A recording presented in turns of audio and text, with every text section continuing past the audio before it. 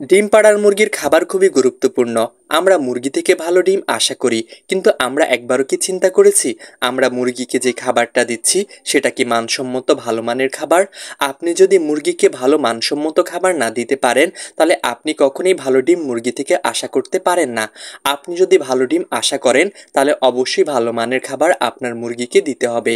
অনেকেরই ডিম পাড়ার মুরগি ভালো ডিম পাড়ছে না, আবার অনেকেরই ডিম পাড়ার মুরগি অনেক বেশি রোগে আক্রান্ত হচ্ছে, আবার অনেকেরই মুরগি ডিমে থাকা অবস্থায় মারা যাচ্ছে। এটা কেন?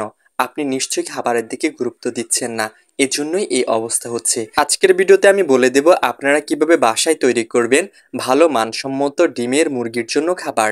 এই খাবার দিলে আপনার ডিমের মুরগি সুস্থ থাকবে, ভালো থাকবে, অনেক ভালো ডিমও দেবে ইনশাআল্লাহ। এতে কোনো ক্ষতিগ্রস্ত হবেন না আপনি। বন্ধুরা, বাজারে সোনালী ফিড, ব্রয়লার ফিড কিনতে পাওয়া যায়, কিন্তু ডিমের মুরগির জন্য যে খাবার লেয়ার 1, লেয়ার 2, এইসব খাবার সব জায়গায় পাওয়া যায় না।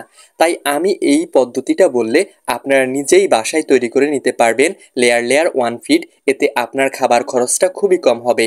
বাজারে কিনতে গেলে লেয়ার ফিডের দাম পড়ে 65 থেকে 70 টাকা, আর আপনি বাসায় তৈরি করলে 45 থেকে 50 টাকার মধ্যেই তৈরি করতে পারবেন। এতে আপনার খাবার খরচটাও বেঁচে যাবে। তো শুরু করা যাক মূল ভিডিও।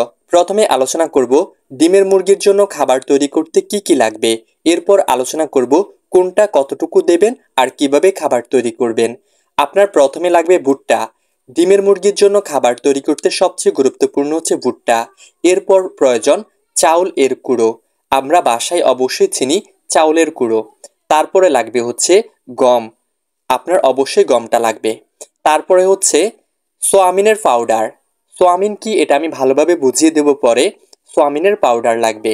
তারপরে লাগবে আপনার মাছের গুঁড়ো, মানে আমরা যাকে শুটকি বলে থাকি। তারপর লাগবে ডিমের খোসা। আপনার বাসায় অবশ্যই ডিমের খোসা আছে, বা আপনি যেখান থেকে ডিমের খোসা সংগ্রহ করে নিতে পারবেন। আপনার খাবার তৈরিতে ডিমের খোসাও লাগবে। তারপর লাগবে হচ্ছে লবণ। আরও লাগবে হচ্ছে ভিটামিন ও খনিজ প্রমিক্স। এটা আপনি পাবেন না সব জায়গায়, আর আপনি এটা কিভাবে ব্যবহার করতে হবে সেটাও বুঝবেন না। আমি বলবো এটা আপনারা ভিটামিন ওষুধগুলো কিনে এনে আপনারা পানির সাথে দিলেও চলবে, এতে কোনো সমস্যা হবে না। এবার আলোচনা করা যাক আপনারা পরিমাপে কতটুকু দেবেন, কি কতটুকু দেবেন। কিন্তু একটা রিকোয়েস্ট, যারা স্বপ্নের কৃষি ইউটিউব চ্যানেলের নতুন ভিডিও দেখছেন তারা চ্যানেলটি সাবস্ক্রাইব করে সাথে থাকুন, আর যারা ইতিমধ্যে সাবস্ক্রাইব করেছেন তাদের প্রতি কৃতজ্ঞ। আর একটা লাইক করে দেবেন, কমেন্ট করে দেবেন কে কে এই পর্যন্ত ভিডিওটা দেখেছেন।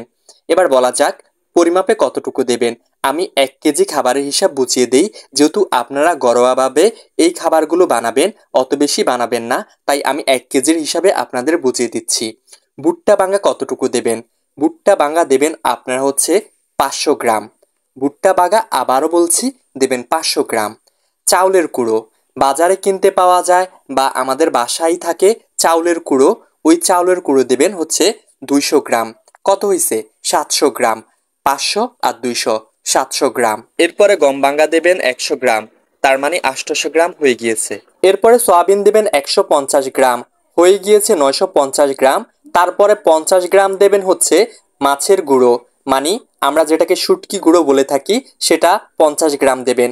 এখন শুটকির গুঁড়ো অনেকেই ক্রয় করতে পারবেন না, তারা বাজার থেকে শুটকি মাছ ক্রয় করে এনে ব্লান্ডার করে গুঁড়ো করে নেবেন, তাহলে শুটকির গুঁড়ো হয়ে যাবে। এরপরে দিতে হবে ডিমের খোসা। অবশ্যই ডিমের খোসা ব্যবহার করার আগে এগুলো ভালোভাবে সিদ্ধ করে নেবেন, তারপর শুকিয়ে নেবেন যেন ডিমের খোসার মধ্যে কোনো জীবাণু না থাকে। তারপর এটা ভালোভাবে ব্লান্ডার করে নেবেন বা পাটাতে পিষে নেবেন। তারপরে 5 গ্রাম দিতে হবে আপনার লবণ।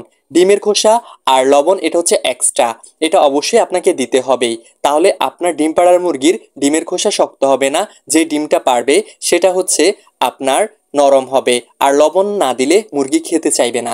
এখন আপনি হয়তো বলবেন যে 1000 আপনার 25 গ্রাম হয়ে গিয়েছে। এটা কোনো ব্যাপার না। আপনার 1 কেজি খাবার তৈরিতে 1025 গ্রাম এগুলো ব্যবহার করবেন, তাহলে আপনার 1 কেজি খাবার মনে করবেন সম্পূর্ণ হয়ে গিয়েছে। এইভাবে আপনারা বাসায় তৈরি করে নিতে পারবেন ডিমের মুরগির জন্য খাবার। এরপর ভালোভাবে মিক্স করে নিন, যেন একটা আরেকটার সাথে ভালোভাবে মিশ্রিত হয়ে যায়, যেন মিক্স হয়ে যায় সেটা ভালোভাবে মিক্স করে নিতে হবে। বন্ধুরা, আমরা বাজার থেকে যে লেয়ার ফিডটা ক্রয় করে আনি, ওইটাতে অনেক ওষুধ মিক্স থাকে। আপনারা ওই ওষুধগুলো পাবেন না, তাই আপনারা পানির সাথে ওষুধগুলো মিক্স করবেন ডিম পাড়ার মুরগির।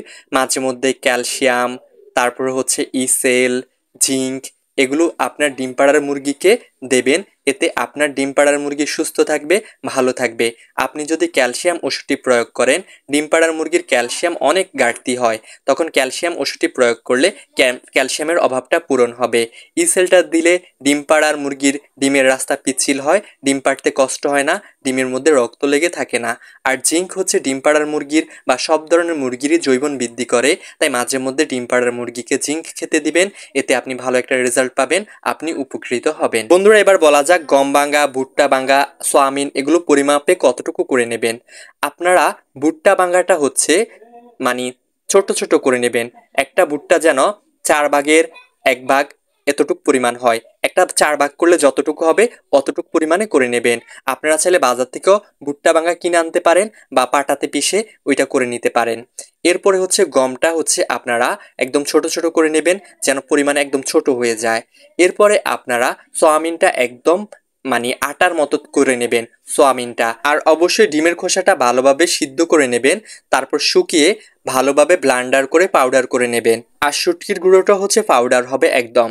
শুধু গম, ভুট্টা এ দুটো হচ্ছে চাক থাকবে, দানাদার হবে, আর বাকি সব পাউডার হয়ে যাবে। বন্ধুরা, আমি যে পদ্ধতিটা বলেছি এই পদ্ধতিতে আপনারা খাবার তৈরি করলে আপনাদের খাবার খরচটা কিছুটা বেঁচে যাবে, আপনারা কিছুটা উপকৃত হবেন। যাদের বাজারে এই লেয়ার ফিডটা কিনতে পাওয়া যায় না, তারা এইভাবে খাবারটা তৈরি করে নিতে পারেন।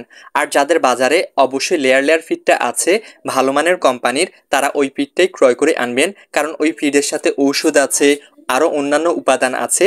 একটা ডিম পাড়ার মুরগি বাঁচতে হলে, ডিম পাড়তে হলে যা যা প্রয়োজন রেডি লেয়ার ফিডে তা আছে। আর এভাবে তৈরিও করে নিতে পারেন। এভাবে তৈরি করলে আপনারা ভালো রেজাল্ট পাবেন, ক্ষতিগ্রস্ত হবেন না। কিন্তু ওইটা অনেক ভালো দক্ষ কর্মচারী দ্বারা তৈরি, তাই ওইটাই আমি মনে করি উত্তম। কিন্তু যাদের বাজারে কিনতে পাওয়া যায় না বা যারা খরচটা বাঁচাতে চান, তারা এইভাবে ঘরোয়াভাবে তৈরি করে নিতে পারেন। আর ডিম পাড়ার মুরগিকে প্রতি 3 মাস পর পর কৃমির ডোজ করবেন। এতে আপনাদের মুরগি সুস্থ থাকবে, ভালো থাকবে।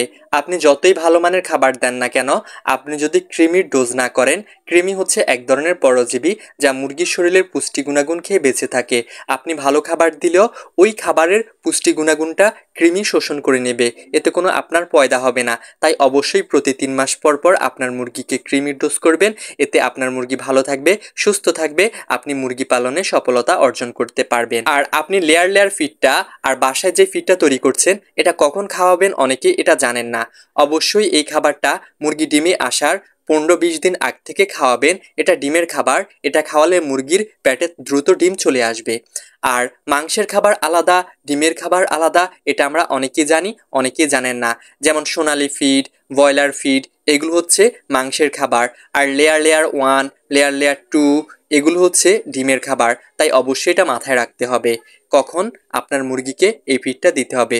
মুরগি ডিমে আসার 15 থেকে 20 দিন আগ থেকে এই ফিডটা খাওয়াবেন, এর আগে খাওয়াবেন না, না হলে বিপদগ্রস্ত হবেন। তো বন্ধুরা, এতক্ষণ আপনাদের মাঝে ছিলাম আমি মোহাম্মদ ফাহিম হুসাইন। ভিডিওটা কেমন লেগেছে অবশ্যই কমেন্ট করে জানাবেন। আল্লাহ হাফেজ, আসসালামু আলাইকুম।